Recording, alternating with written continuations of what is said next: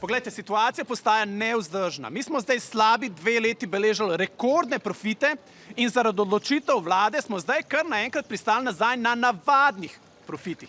In to boli.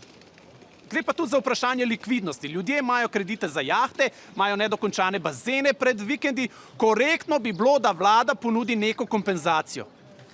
Videla sem strah v njihovih očeh. Videla sem pomankanje 100-evrskih bankovcev. Zato smo bili s kolegi v uredništvu enotni, da je potrebno pomagati, da moramo nekaj narediti. Zato jutri zvečer organiziramo dobrodelni koncert za farmacevte. Podpora ljudi nam veliko pomeni, ne morda to kot prodani testi, ker tisti je bil res dober biznis, ampak vseeno veliko.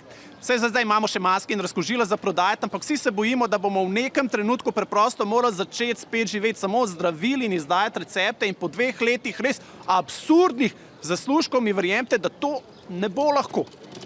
Jaz sem si glihkar kupil zlatega Ferrarija, kam naj ga zdaj parkiram, če je moja garaža iz mladega brazilskega mahagonija šele na pol zgrajena. Ne vem, no, ni fair. Valjda sem se odzval, ker sem vsem življenji, ker so zadnji ljudje, ki si hočem zameriti farmacevti.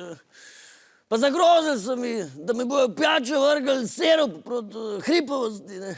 Tega si jaz ne morem privoščiti, tako da, zdaj smo kle. Poleg koncerta bo potekala tudi vseslovenska akcija Testi niso samo za vnos, kjer bomo skupaj iskali alternativne načine uporabe testov. Testi so ostali, ne bomo jih prodali. Še dobro ta spomlad, se vrne preglad. Naj Ljubljana bo bolela, naj Ljubljana bo bolela, naj Ljubljana bo bolela, naj Ljubljana bo bolela.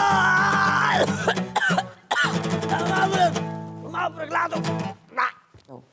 Otroci po celi Sloveniji bodo iz palčk izdelovali razne praktične predmete.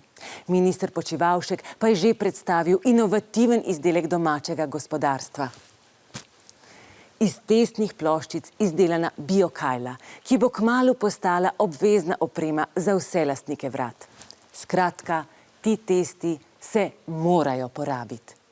Mi še vedno verjamemo, da se ne bo zgodilo tisto najhujše, se pravi vrnitev v 2019 in res upamo, da nam bo vlada prisluhnila. Star lekarniški pregovor pravi, če žalba pomaga, potem naj bo draga. Jaz bi pa dodal, če je vlada trezna, naj bo žalba obvezna.